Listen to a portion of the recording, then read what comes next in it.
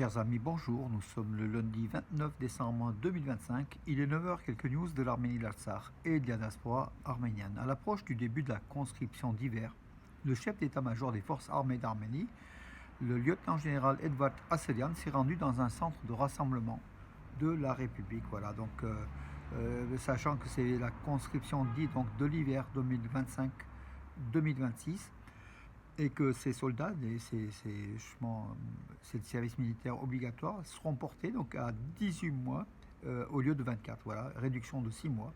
Donc ils auront 6 mois de moins à faire leur service militaire à partir de cette conscription d'hiver 2025. Voilà, le général, qui est comment dirais-je, le premier vice-ministre de la Défense en fait, de la République et le chef d'état-major des forces armées arméniennes, Edouard Asselian, a expliqué un petit peu donc, la façon dont se faisait ce recrutement donc, au centre républicain, au centre de rassemblement de la République, sans doute dans les environs de Yerevan. Voilà donc pour cela, mes amis, pour l'hiver. En amont de la COP 17, donc sur la biodiversité qui se déroulera en Arménie. Donc on sait que c'est du 18 au 30 octobre en Arménie, donc c'est un rassemblement mondial de l'ONU, COP 17. Une formation spéciale a été organisée auprès de 45 diplomates arméniens. C'est ce que déclare le ministère arménien des Affaires d'Arménie, des Affaires étrangères d'Arménie, pour essayer d'expliquer un petit peu le sens de cette COP 17 en Arménie et puis faire un peu la propagande de l'Arménie. C'est une bonne initiative donc du ministère arménien des Affaires étrangères. En Arménie, les chutes de neige, bien sûr, sur tout le territoire de la République est sous la neige, comme vous le savez, en Arménie. Donc, c'est les chutes de neige dans les régions et les villes de Yereknatsor, Vaik, Sisian, Goris, Gapan et Merli, donc dans la région de Vayotsor et de Sunik. Ces chutes sont relativement abondantes, voilà. Par contre, le service de secours, donc les pompiers d'Arménie, signalent que la plupart des routes de la République d'Arménie sont praticables, voilà. Donc voilà, à l'intersection de Djermouk jusqu'à la section appelée Zanger, les routes Noravan, Lutsen, Datev et Chinoair, Datev, Gapan, Ashtarak, Ush, les virages de Dilijan et le col de Dilijan, c'est dans la région de Tavusha au nord. Et le col de Vartenians sont fermés aux camions avec remorque. Voilà.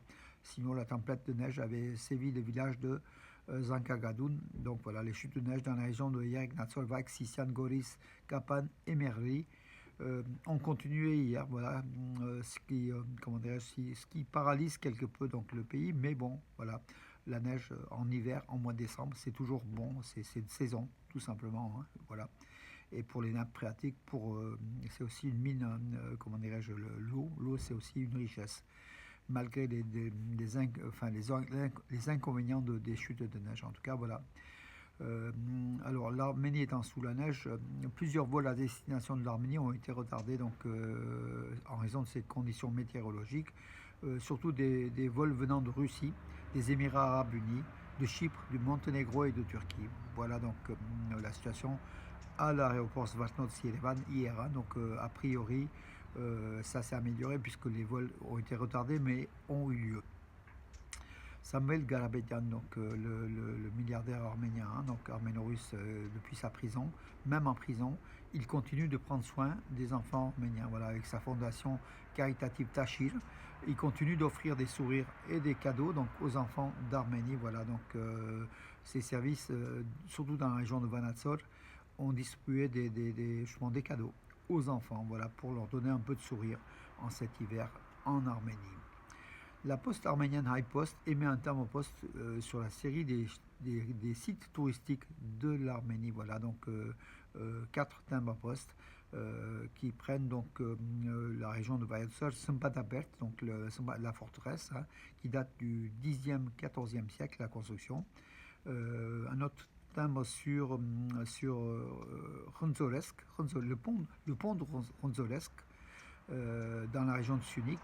Le mont Ashtaak, voilà, et puis voilà, mes amis, et la cascade de Geraovit dans la région d'Arakatsoden, voilà, des timbres émis. La série a été mise en 10 000 exemplaires. Un autre timbre poste a été émis donc le 25 décembre par la Poste d'Arménie High Post sur la Cité des ingénieurs. Vous savez, cette ville de l'ingénierie où vont se regrouper toutes les technologies de pointe.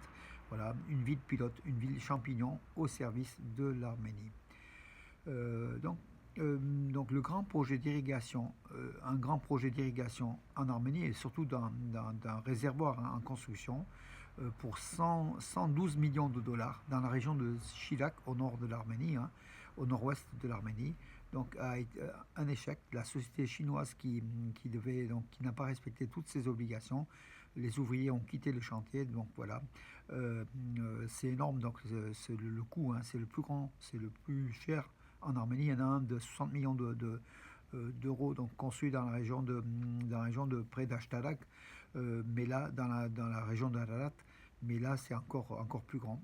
Nicole Pachinian a promis que malgré cela, malgré l'arrêt du chantier et le fait que les Chinois ont quitté donc les chantiers, le gouvernement arménien de toute façon fera tout pour continuer ce chantier qui est un chantier donc important, vital pour l'irrigation de milliers d'hectares au nord-ouest de l'Arménie. C'est important.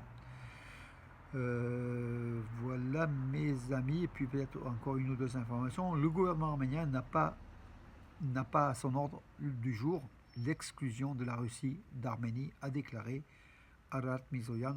Tant mieux mes amis, voilà, comme ça on aura un ennemi de moins, ex-partenaire stratégique qui peut devenir un ennemi très rapidement. Au moins ça calmera, sachant que la Russie est un pays très très important pour l'Arménie, puisqu'à peu près 80% de son commerce s'effectue à travers la Russie, par la Russie, avec la Russie et d'autres pays satellites comme la Biélorussie et tous les pays proches de ce périmètre de Moscou. Aliyev ne réussira jamais à peupler entièrement l'Artsakh, ce n'est pas le leur. Ils ne pourront pas y vivre paisiblement en maître des lieux, selon Martin Yesayan, un expert militaire. Donc voilà, on se rend compte qu'effectivement le peuplement de la zone occupée, de l'Artsakh occupée par l'Azerbaïdjan, par le dictateur Aliyev, ce peuplement se fait très très difficilement. Les gens veulent pas trop y aller parce qu'il n'y a pas les infrastructures nécessaires. Et puis ça les intéresse pas, c'est pas leur terre, et que les Arméniens sont toujours là à reprendre leur territoire. De toute façon, c'est un territoire millénaire appartenant aux Arméniens, et justement l'Azerbaïdjan, malgré ces traités, les pré-traités de paix, ne pourra jamais vivre tranquillement sur ces terres qui ne lui appartiennent pas. Voilà mes amis pour aujourd'hui. En tout cas, je vous souhaite une bonne journée, une journée très très froide bien sûr, mais voilà, c'est l'hiver, comme je dis tout à l'heure. L'hiver il fait froid, il y a de la neige, il faut s'adapter puisqu'on n'était pas habitué ces derniers temps avec les dérèglements climatologiques. Voilà mes amis, bonne journée et à demain.